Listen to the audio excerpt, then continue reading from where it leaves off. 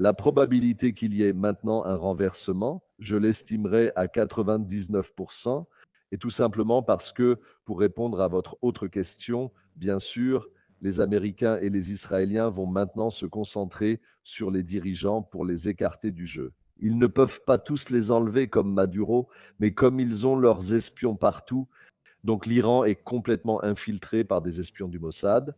Je pense qu'ils n'ont aucune idée à quel point ils sont infiltrés par des espions du Mossad.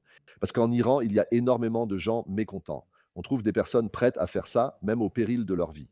Parce que le mécontentement envers le régime des mollahs est tout simplement gigantesque. Mais cela signifie que les Israéliens et les Américains connaissent l'emplacement, ils connaissent absolument chaque homme important. Il n'y a pas de femmes à des postes importants là-bas, mais chaque homme important en Iran à 100%, et cela à tout moment. C'est comme s'ils avaient un émetteur sur la tête, ils vont les éliminer.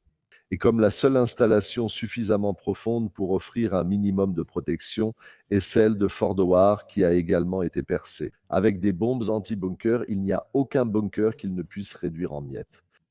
Ils ont fait pareil avec le Hezbollah, dont la direction était cachée, mais ils l'ont atteinte avec des bombes anti-bunker. Et le Hezbollah, qui il y a encore quelques années était en fait le parti dirigeant au Liban qui contrôlait le pays, n'existe pratiquement plus. Il a disparu. Il reste encore quelques personnes qui font un peu de carnaval, mais il n'y a plus rien d'autre. Cela signifie que la direction iranienne n'a aucune chance de résister à cette attaque menée avec toute la puissance militaire américaine et israélienne, et ce, physiquement.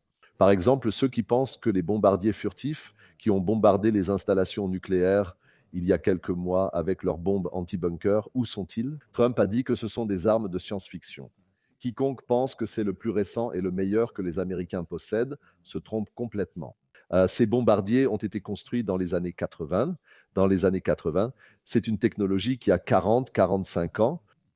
Qui croit là dehors que les Américains ont dormi pendant les 45 dernières années dans leur Skunk Works, à la zone 51 et partout où ils bricolent? Ou quoi?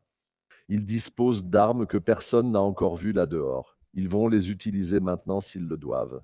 Ça veut dire qu'à mon avis, ils n'ont aucune chance sur le plan militaire. Et une fois que les dirigeants seront éliminés, le peuple se relèvera à nouveau, c'est tout à fait clair.